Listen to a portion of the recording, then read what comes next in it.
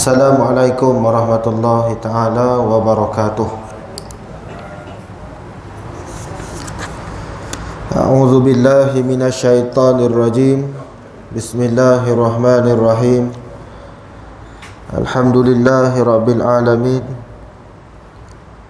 Wassalatu wassalamu ala asyrafil anbiya'i wal mursalin wa ala alihi wa ashabihi ajma'in. Allahumma salli wa sallim ala sayyidina Muhammad wa ala alihi wa ashabihi wa man tabi'ahum bi ihsanin ila yaumiddin. Rabbi shrah li sadri wa yassir li amri wahlul 'uqdatam min lisani yafqahu qawli. Qalu subhanaka la ilma lana illa ma 'allamtana innaka antal alimul hakim.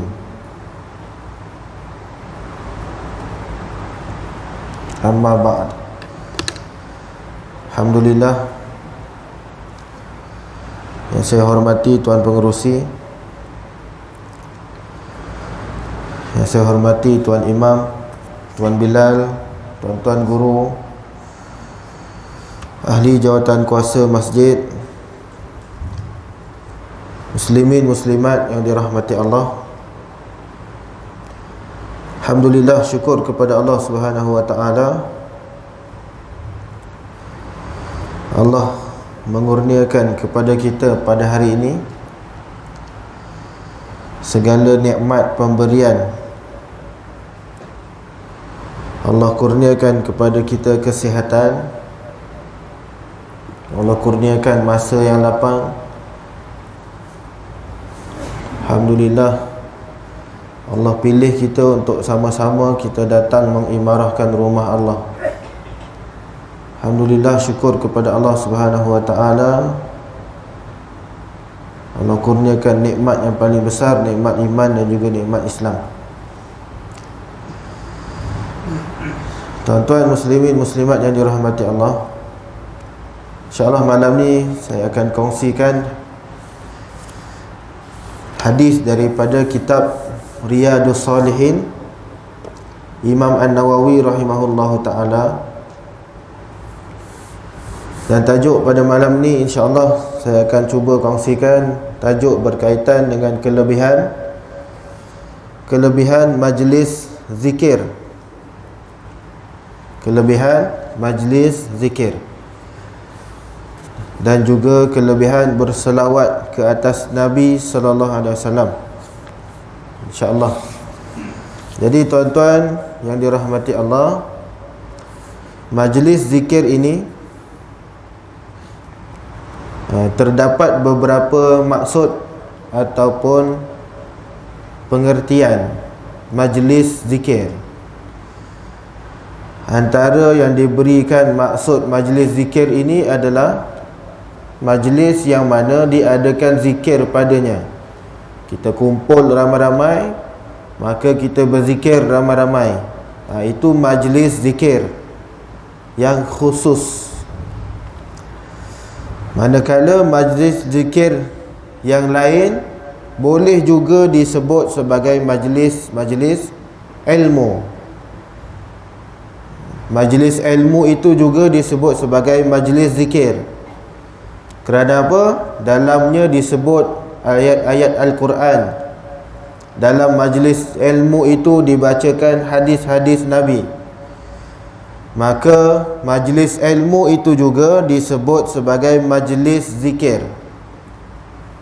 Jadi tuan-tuan yang dirahmati Allah, apa yang kita sedang buat pada hari malam ini adalah kita sedang duduk di dalam majlis zikir, majlis ilmu.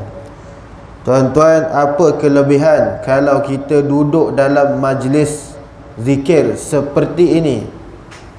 Banyak kelebihannya. Antaranya tuan-tuan, hadis yang pertama, dalam hadis ini disebutkan tentang kelebihan majlis zikir itu sendiri. Hadis ini panjang. Saya pernah bacakan kalau tak silap saya pada masjid ini. Jadi saya ulang semula.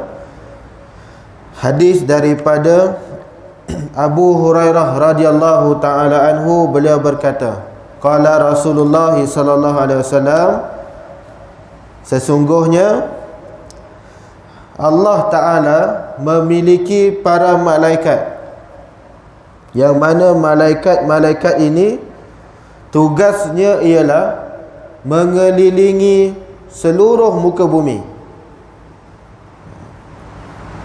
Malaikat Allah ni banyak. Malaikat ini jumlahnya banyak, tidak terkira. Dalam banyak-banyak malaikat itu ada satu kumpulan malaikat yang mana tugasnya adalah mereka akan mengelilingi seluruh muka bumi dan mereka akan mencari majlis zikir. Itu tugas dia. Tugas malaikat ni banyak. Menyampaikan wahyu, yang membantu menurunkan hujan, yang membantu menyampaikan rezeki, yang menjaga neraka dan syurga, banyak. Ada juga malaikat yang ditugaskan oleh Allah untuk pusing satu muka bumi ni dan dia cari majlis zikir. Maka tuan-tuan yang dirahmati Allah, apabila malaikat ini dia dah pusing, maka dia jumpa satu tempat, yang mana tempat itu disebut majlis zikir. Dia jumpa masjid Kampung Sawah Sunggala. Maka dia berhenti dekat sini. Apa yang malaikat itu buat? Maka malaikat itu pun akan mengembangkan sayapnya. Malaikat itu akan membentangkan sayap-sayap mereka hingga mencapai langit dunia. Bila dia dah sampai je dekat majlis zikir itu, maka malaikat itu akan membentangkan sayapnya. Tuan-tuan yang dirahmati Allah, apabila malaikat itu dah selesai bentangkan sayapnya, maka Allah pun bertanya pada para malaikat itu. Apa yang Allah tanya? Dia tanya, wahai para malaikat aku, apa yang diucapkan oleh hamba-hambaku dalam majlis tersebut? Allah tanya ni tuan-tuan, bukan bermakna Allah tak tahu. Allah tahu.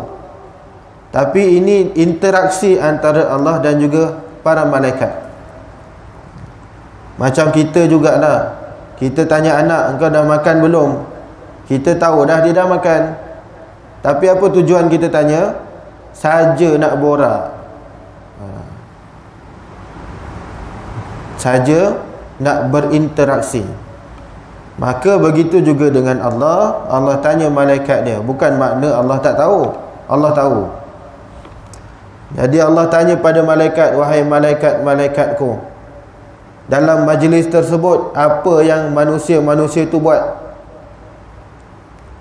Maka malaikat pun menjawab, yusabbihunaka, mereka menyucikanmu, wa yukabbirunaka, mereka membesar-besarkanmu, wa yahmadunaka, mereka memuji-mujimu, wa yumajjidunaka, mereka membesar mengagungkanmu.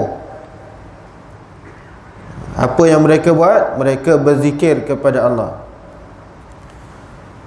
Maka Allah bertanya, hal ra'auni, wahai malaikat, mereka berzikir ni, mereka nampak ke aku ni? Tuan-tuan berzikir banyak-banyak, tuan-tuan nampak ke Allah tu macam mana? Tuan-tuan puji Allah, tuan-tuan pernah nampak ke? Tak pernah nampak.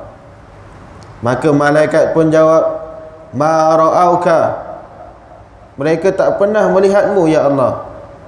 Allah tanya balik, kaifa law ra'auni, wahai malaikat, kalau manusia ni diberi peluang untuk melihat aku, apa perasaan mereka? Kalaulah mereka boleh nampak aku, apa yang mereka buat? Maka malaikat tolong jawab, law ra'auka kanu ashadda laka ibadatan wa ashadda laka tamjidan wa aktsara laka tasbihan. Malaikat kata apa? Wahai Allah, kalaulah manusia ni dapat melihat kamu, nescaya mereka akan lebih bertasbih kepada kamu, mereka akan lebih mengagung-agungkanmu, dan mereka akan lebih bersungguh-sungguh ibadah kepada kamu. Sedangkan mereka tak nampak pun mereka dah beribadah. Apatah lagi kalau mereka dah melihat kamu, lebih lagi dia orang akan buat.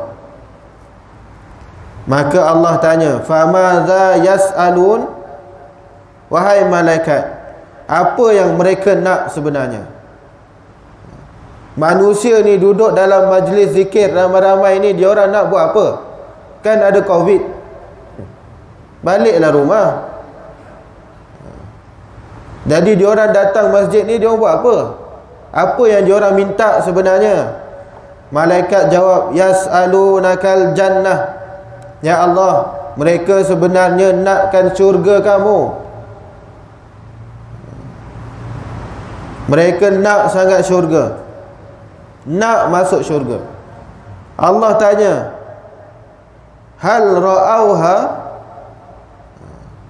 wahai malaikat, dia orang ni nak syurga, pernah tengok ke?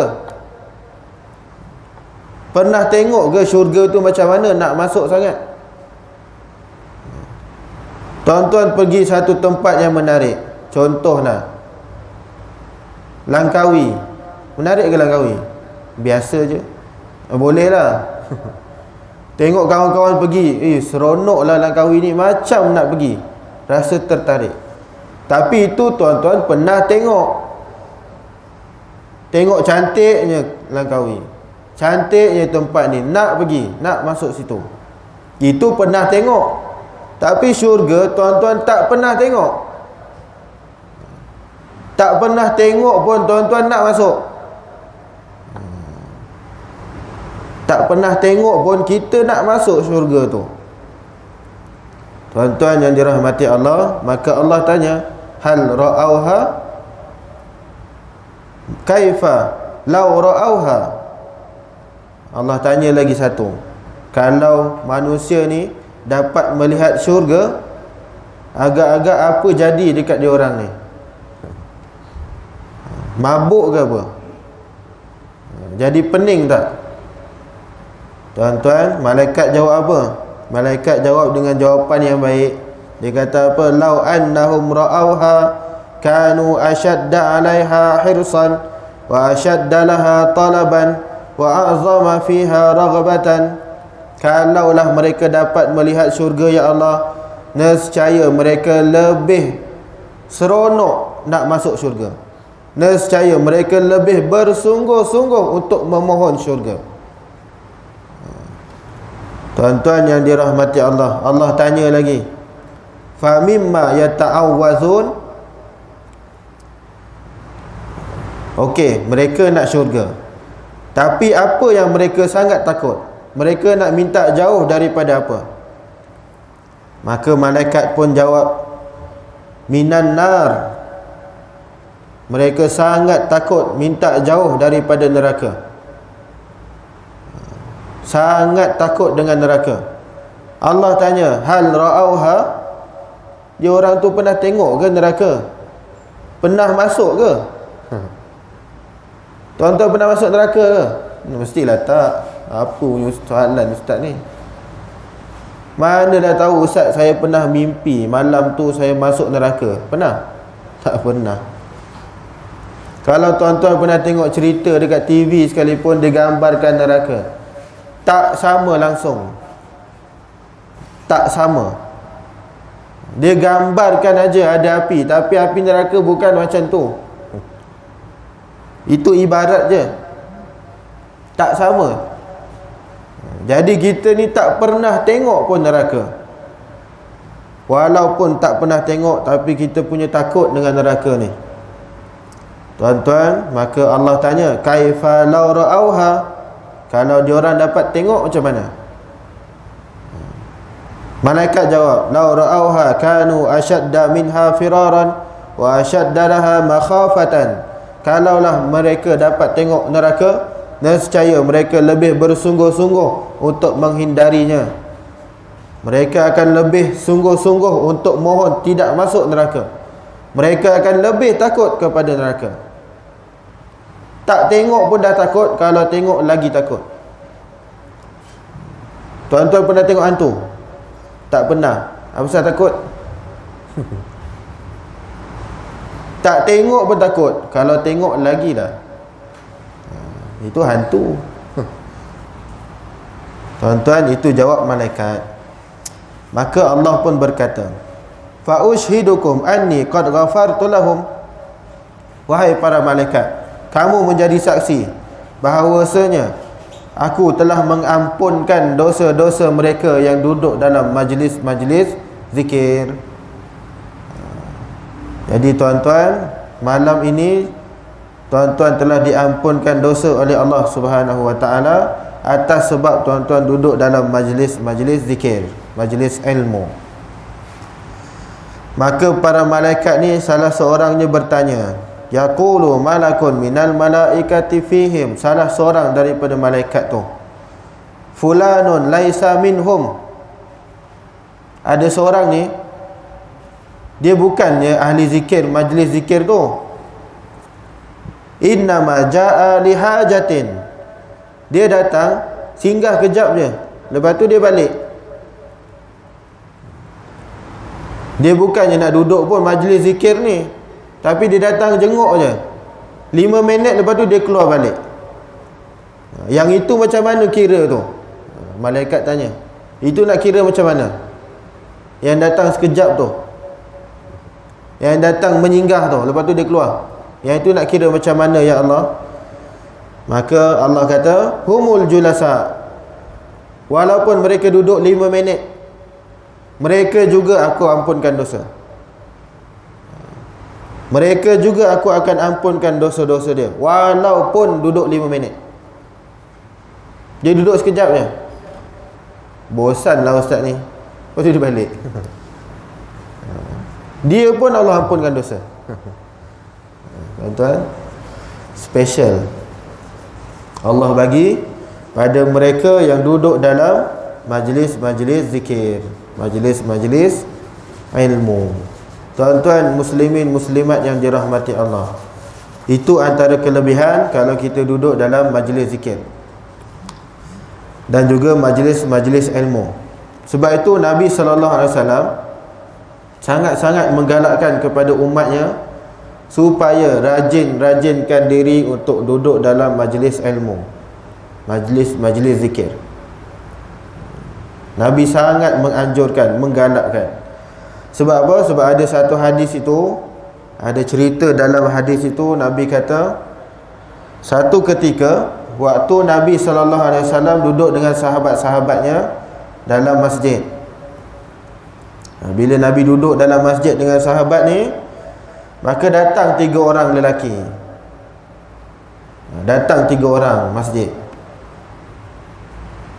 3 orang ni tuan-tuan, orang yang pertama, bila dia sampai je dekat parking,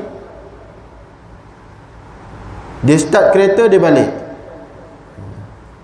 Ni yang pertama.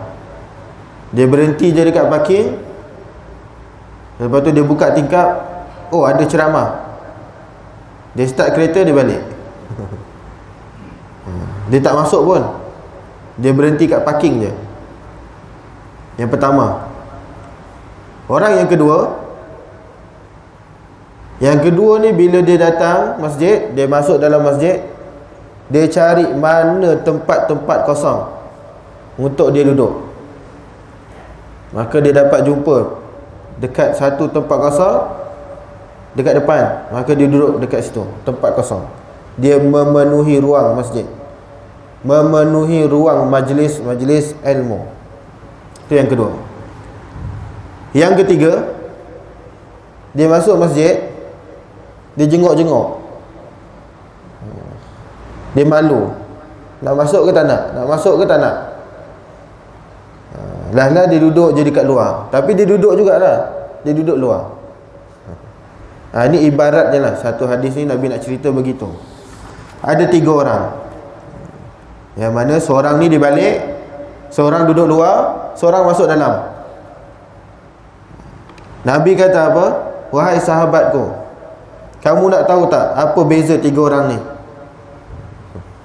Apa beza tiga orang ni?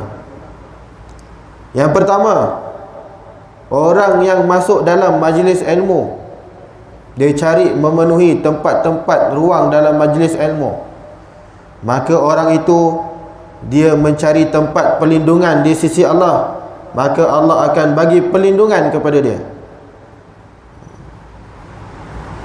Dia cari, maka dia duduk dalam masjid. Dia cari keredaan Allah, Allah redha kepada dia. Dia cari perlindungan Allah, Allah lindung pada dia. Dia pertama. Yang kedua, yang malu-malu duduk jenguk-jenguk tapi duduk dekat luar, tapi dia duduk jugalah. Yang ini Nabi kata, dia malu-malu dengan Allah, maka Allah malu-malu dengan dia. Dua. Yang ketiga, yang duduk dekat parking, lepas tu dia balik. Yang ini Nabi sebut, yang inilah orang yang rugi. Orang yang jenis itu, orang yang rugi. Dia duduk kat parking, dia dengar, oh ada ceramah, dia balik.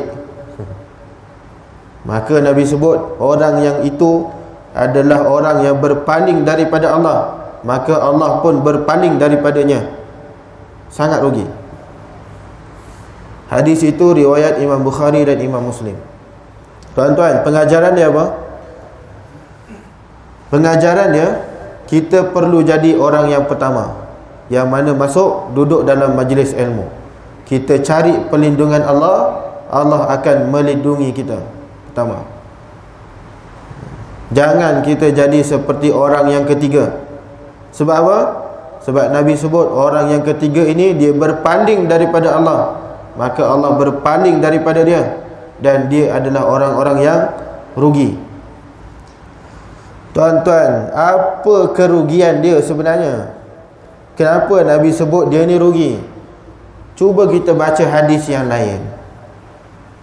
Kenapa manusia yang paling daripada majlis ilmu tadi adalah orang yang rugi?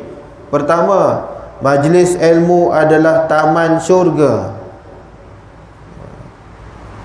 Dia kata dia nak masuk syurga, sedangkan dekat dunia ni dah ada taman-taman syurga, tapi dia tak nak masuk.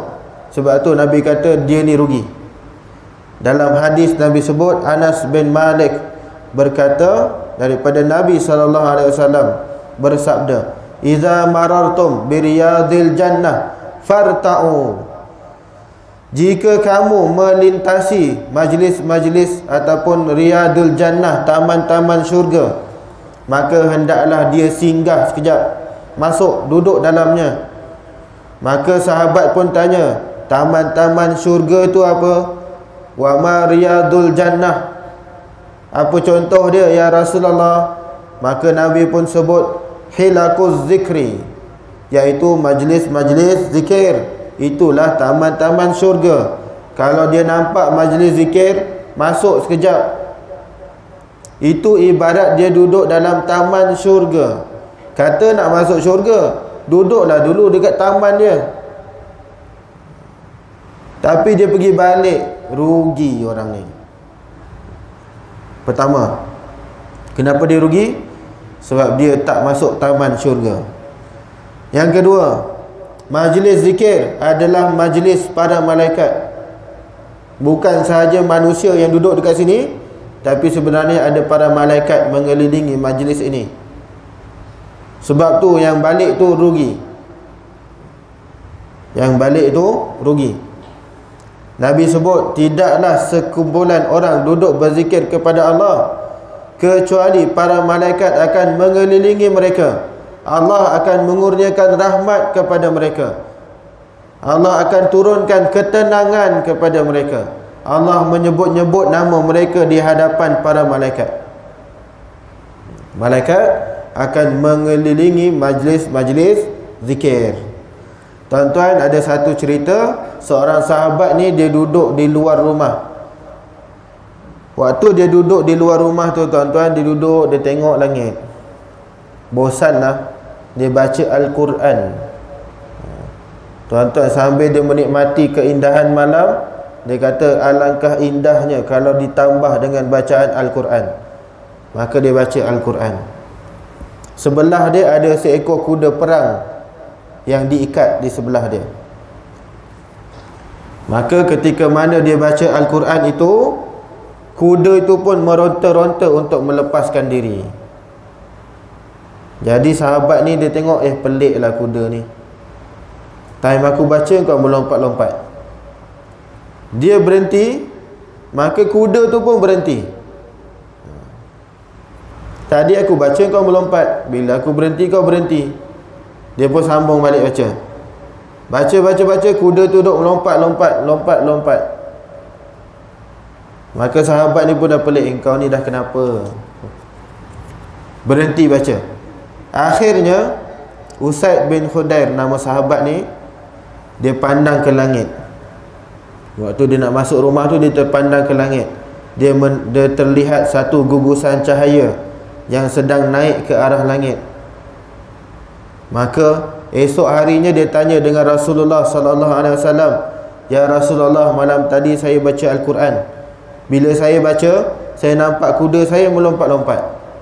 Saya berhenti baca, dia pun berhenti melompat. Agaknya sedap suara saya ni. Bila saya tengok langit tu ya Rasulullah, saya nampak satu gugusan cahaya. Apakah cahaya itu ya Rasulullah?" Maka Nabi kata, itu adalah para malaikat yang datang untuk mendengarkan bacaan Al-Quran kamu. Sebab itu kuda kamu lompat-lompat, dia nampak malaikat. Tuan-tuan yang dirahmati Allah, nak kata apa? Majlis zikir yang dibacakan Al-Quran padanya, maka adanya malaikat di situ. Malaikat akan datang mengerumuni majlis tersebut. Jadi orang yang balik majlis zikir itu adalah orang yang rugi. 2. 3. Majlis zikir ataupun majlis ilmu, Nabi sebut siapa yang datang menempuh satu jalan untuk datang menuntut ilmu, Allah akan mudahkan jalannya untuk ke syurga. Tuan-tuan nak masuk syurga, nak masuk dengan senang tak? Mesti nak masuk senang. Cara dia macam mana? Duduk majlis ilmu, Allah mudahkan masuk syurga. Kita nak masuk straight je, tak nak ada belok, ada jatuh, ada naik, tak nak masuk terus. Cara dia macam mana? Duduk majlis ilmu, Allah mudahkan. 3. 4. Kalau kita datang majlis ilmu, para makhluk di muka bumi Allah ni akan mendoakan tuan-tuan dan puan-puan. Nabi sebut, sesungguhnya Allah dan para malaikat serta semua penduduk langit dan bumi, sehinggakan semut di dalam sarangnya dan ikan di lautan, semuanya mendoakan kebaikan bagi orang yang rajin menuntut ilmu. Tuan-tuan, semut doakan tuan-tuan. Ikan dekat laut PD tu doakan tuan-tuan. Ikan tu berapa banyak? Banyak, bukan sikit. Tuan-tuan yang dirahmati Allah, sebab itu siapa yang berpaling daripada majlis-majlis zikir dan majlis-majlis ilmu, Nabi sebut dia adalah orang yang rugi. Dah sampai parking tapi tak nak masuk, sangat rugi. Dia masuk sekejap pun okey, tapi dia sebab dia balik nak tengok bola, rugi. Tuan-tuan yang dirahmati Allah, oleh itu ada satu ibarat mengatakan hati manusia ni ibarat seperti pokok yang kering. Hati manusia seperti pokok yang kering. Jadi pokok yang kering ni, bila nak segarkan ia, kita kena buat apa? Siram. Nak bagi pokok tu segar balik, kita kena siram. Macam tu juga dengan hati manusia. Kalau kita nak hati kita ni tak jadi hati kering, kita kena siram hati tu. Nak siram macam mana? Duduklah dengan majlis-majlis zikir, majlis-majlis ilmu. Bukan suruh siram dalam tu, tak. Zikir itu siramkan hati, dia akan bagi segar. Supaya hati tu tak jadi apa? Hati kering. Hati ni kalau dah kering apa jadi? Orang nasihat pun dia tak nak dengar. Sebab apa? Sebab hati dia dah kering. Tu yang sebut hati kering kau ni. Hati kau dah kering. Sebab apa? Susah nak dengar nasihat. Orang tegur, dia buat tak tahu. Orang nasihat, dia buat tak dengar. Sebab hatinya dah kering. Maka bila nak basahkan semula hati itu, suburkan ia dengan majlis zikir dan majlis-majlis ilmu. Tuan-tuan yang dirahmati Allah, manusia ni dia ada pelbagai jenis. Manusia ada pelbagai jenis. Ada orang yang berilmu, ada orang yang belajar ilmu, ada orang yang tak nak belajar pun. Ada orang yang berilmu, yang nak belajar ilmu, yang tak nak belajar, yang tak ada ilmu. Sebab tu Sayyidina Ali radhiyallahu taala anhu kata, manusia ni tiga. Macam tadi dia sebut. Yang pertama, alimur rabbani, seorang alim yang mana takut kepada Allah. Yang kedua, wa muta'allimun, iaitu orang yang belajar ilmu. Yang ketiga adalah orang yang mengikut seruan, ataupun dia tak nak belajar pun, dia duduk je tapi dia tak nak belajar. Tiga jenis manusia. Ali bin Abi Talib kata apa? Ilmu itu lebih penting daripada harta. Ilmu itu lebih berharga daripada duit, daripada mata wang. Ilmu itu lebih berharga daripada semuanya harta yang kita ada. Sebab apa dia kata begitu? Sebab dia kata al-ilmu yahrusuka wa anta tahrusul mal. Ilmu itu akan menjaga kita, sedangkan harta kita yang jaga dia. Sebab tu Ali bin Abi Talib kata ilmu lebih berharga daripada harta.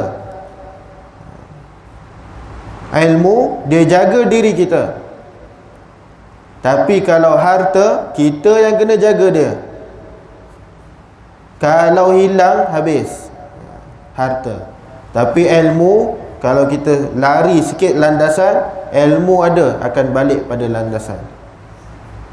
Kita keluar saja, salah sikit, ada ilmu, dia akan betulkan balik. Ilmu jaga kita, tapi harta, kita yang jaga dia. Sebab tu Sayyidina Ali radhiyallahu taala anhu kata ilmu itu lebih baik daripada harta. Tuan-tuan yang dirahmati Allah, kita boleh tengok para alim ulama dulu sangat suka dengan majlis ilmu. Imam Al-Ghazali, Imam Syafi'i, semua ni tok guru hebat, yang mana ilmu-ilmu mereka, pemikiran mereka kita guna sampai sekarang. Pendapat-pendapat mereka kita guna. Imam Al-Ghazali, kita baca buku dia. Imam An-Nawawi, kita baca kitab dia sekarang ni. Tuan-tuan, Imam hidup tahun bila? 600 Hijrah. Sekarang dah 1400. 800 tahun kita masih baca buku dia. Imam Syafi'i, berapa lama dah dia hidup? Tinggalkan perkara-perkara ilmu kepada kita, sampai sekarang kita guna mazhab Syafi'i. Tuan-tuan yang dirahmati Allah, apa dia punya tips dia tu? Macam mana Imam Syafi'i boleh terkenal sampai sekarang? Macam mana ilmu Imam Syafi'i kita boleh guna sampai sekarang? Tuan-tuan, ada satu perkara yang Imam Syafi'i buat, yang mana yang ini ramai murid-murid dan pelajar-pelajar kita tak buat. Apa dia? Hormat pada guru dia. Yang ini ramai murid sekarang ni tinggalkan. Ramai pelajar-pelajar sekolah tak hormat cikgu dia. Bukan setakat tak hormat, dia melawan lagi tu. Ini yang mana sekarang ni dah tak ada. Tapi ini antara tips ataupun rahsia kejayaan Imam Syafi'i yang kita guna sampai sekarang mazhabnya. Tuan-tuan, ada satu cerita. Waktu Imam Syafi'i ni dia sedang mengajar dalam satu masjid. Bila dia duduk dalam masjid, dia mengajar dekat depan, ada ramai anak muridnya. Satu ketika tu, waktu dia mengajar, Lalu seorang Arab Badui. Arab Badui ni apa? Arab pedalaman, yang mana baju dia koyak, lusuh, rambut dia kusut masai, kotor baju dia. Imam Syafi'i nampak je Arab Badui tu lalu, dia berhentikan kuliah dia, dia pergi peluk Arab Badui tu. Dia pergi peluk Arab Badui tu. Tuan-tuan, yang itu Imam Syafi'i buat. Dia berhentikan kuliah dia sekarang ni, dia pergi peluk Imam Arab Badui tu. Maka para pelajar dia pun pelik. Wahai tuan guru, kenapa kau pergi peluk Arab Badui tu? Kan dia kotor, rambut dia kusut masai, yang kau pergi peluk dia tu kenapa? Maka Imam Syafi'i kata apa? Satu tips Imam Syafi'i ni, dia kata apa? Apabila seseorang itu mengajarkan aku satu ilmu, maka aku akan anggap dia tok guru, walaupun sikit. Dia ajar alif bata je, dialah tok guru aku. Itu kata Imam Syafi'i. Arab Badui tu tok guru aku. Sahabat pelajar-pelajar dia jadi pelik. Takkanlah baju macam tu boleh jadi tok guru. Baju kotor, rambut tak sikat. Maka pelajar dia tanya, wahai Imam Syafi'i, apakah ilmu yang telah diajarkan kepada kamu? Cuba kau cerita sikit. Tuan-tuan yang dirahmati Allah, Imam Syafi'i kata, wahai anak muridku, sesungguhnya Arab Badui itu, dia telah mengajarkanku satu ilmu yang sangat bermakna. Ketika mana aku sedang menulis kitab, yang mana sampai pada satu masalah fiqh, yang mana aku fikir lama tak dapat jawapan, tak dapat cari jawapan dia tu. Akhirnya aku pergi jumpa dengan Arab Badui tu. Kenapa dia pergi kepada Arab Badui tu? Imam Syafi'i kata, aku sedang mencari satu persoalan. Macam mana cara nak bezakan anjing yang dah matang dengan yang belum matang? Tuan-tuan boleh jawab soalan tu? Saya bagi RM10. Macam mana nak bezakan anjing tu dah balik dengan yang belum balik? Manusia kita boleh tahulah, kalau dah balik suara dia garau, ada jerawat, tu balik lah tu. Tapi ni anjing, tuan-tuan, Imam Syafi'i nak cari jawapan dia, tak jumpa-jumpa. Dia nak beza antara anjing yang dah matang dengan anjing yang belum matang, yang budak-budak lagi. Maka dia nak cari jawapan dia. Imam Syafi'i dia jumpa Arab Badui tu, dia tanya, wahai Arab Badui, macam mana jawapan dia ni? Arab Badui tu kata, oh ni senang je. Oh, belagak betul. Arab Badui ni kata, ni senang je soalan, takkan ni pun kau tak tahu. Kenapa Arab Badui tu tahu? Arab Badui ni biasanya dia akan bela anjing untuk menjaga haiwan-haiwan ternakannya. Contoh dia bela kambing, maka nak jaga kambing dia, dia bela anjing. Bukan nak suruh kacuk, tak, suruh jaga.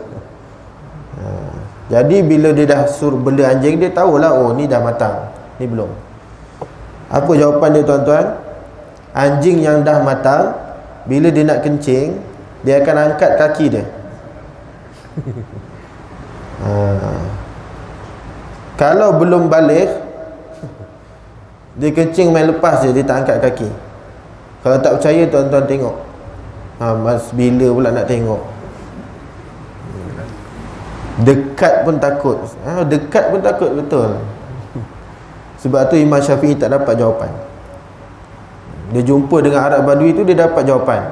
Anjing yang dah balik, dia angkat kaki waktu kencing. Yang belum balik, dia main lepas saja. Dia tak pandai angkat. Angkat sebelah kaki, bukan dua-dua kaki. Macam mana nak kena? Sebelah kaki. Macam kita tengok tu lah. Tu dah batang lah tu anjing tu. Maka disebabkan ilmu itu, Imam Syafi'i hormat pada tok guru dia, Arab Badui ni, sampai bila-bila. Sebab tu antara rahsia kejayaan dia, hormat pada guru. Siapa pun dia akan dihormati. Walaupun dia ajar ilmu yang kecil, ilmu yang ringkas. Itulah dia Imam Syafi'i. Sebab tu tuan-tuan yang dirahmati Allah, Syekh Abdullah bin Mubarak dia pernah menyatakan, talabat al-adab salasina sanah wa talabatul ilma 20 sanah. Aku mempelajari adab sebelum menuntut ilmu selama 30 tahun. Kemudian barulah aku mempelajari ilmu selama 20 tahun. Syekh Abdullah bin Mubarak Ibnu Mubarak, dia belajar adab dulu 30 tahun. Barulah dia belajar buku fiqh 20 tahun. Nak kata apa? Pentingnya adab itu. Betapa pentingnya adab sebelum mempelajari ilmu. Tuan-tuan, itu antara rahsia kejayaan yang mana ramai daripada kalangan murid-murid dan juga pelajar-pelajar sekarang ni yang kita nampak memang tidak menghormati gurunya. Tuan-tuan, itu pelajar-pelajar sekarang lah yang kita nampak. Kalau nak anak-anak kita berjaya, nak anak-anak kita jadi orang yang baik, suruh dia hormat guru dia. Biarlah dia tak dapat A sekalipun, yang penting dia hormat cikgu dia. Yang itu lagi bagus daripada dia dapat A tapi dia melawan cikgu dia. Yang itu tak berkat ilmunya. Dia dapat A, periksa je, tapi adab dia ke laut. Adab ke laut, tak ada akhlak. Lebih baik dia ada akhlak, adab dengan guru, tapi dia dapat E. Dapat E pun tak apa, yang penting dia jadi budak yang baik. Tuan-tuan yang dirahmati Allah, itu antara perkara yang kita boleh buat lah. Kita doakan tok guru kita yang dah lama-lama yang ajar kita alif bata tu, doakan dia. Disebabkan dia lah kita kenal alif bata, disebabkan dia kita kenal ABC, boleh baca buku sekarang. Doakan tok guru yang lama. Tuan-tuan, itulah yang dilakukan oleh Imam Ahmad bin Hanbal, anak murid kepada Imam Syafi'i. 40 tahun dia tidur dalam solat dia. 40 tahun Imam Ahmad bin Hanbal dia doakan Imam Syafi'i, tok guru dia. Tuan-tuan yang dirahmati Allah, sebab tu balik pada tajuk tadi, kita rajin-rajin duduk dalam majlis ilmu dan majlis zikir, kerana ada manfaat dan kelebihan padanya. Kalau kita jadi orang yang berilmu, itu adalah satu bonus, tuan-tuan. Jadi muslimin muslimat yang dirahmati Allah, InsyaAllah kita akan masuk pada tajuk yang seterusnya pada minggu akan datang, iaitu tajuk berkaitan dengan selawat ke atas Nabi dan juga kelebihan istighfar. Kelebihan selawat dan kelebihan istighfar, InsyaAllah. Lepas raya lah kot, lepas raya, lepas ni dah puasa, InsyaAllah kalau ada kesempatan lepas raya lah kita jumpa. Wallahu a'lam. Sekadar itu saja untuk malam ni. Yang baik datang daripada Allah, yang lemah, yang kurang datang pada saya sendiri. Aqulu qauli hadza wa astaghfirullahal azim li wa lakum, wa billahi taufiq wal hidayah. Wassalamualaikum warahmatullahi wabarakatuh. A'udzu billahi minasyaitonir rajim. Bismillahirrahmanirrahim. Alhamdulillahirabbil alamin, wassalatu wassalamu ala asyrafil anbiya'i wal mursalin wa ala alihi wa sahbihi ajma'in. Allahumma rzuqna mutaba'atin nabiy sallallahu alaihi wasallam awalan wa akhiran wa zahiran wa batinan wa qawlan wa fi'lan wa ibadatan wa amalan salihah. Allahumma faqihna fid din wa 'allimna at-ta'wil. Rabbana atina fid dunya hasanah wa fil akhirati hasanah wa qina azabannar. Wa sallallahu ala sayyidina Muhammad wa ala alihi wa sahbihi wa sallam. Walhamdulillahi rabbil alamin. Taqabbalallahu minkum.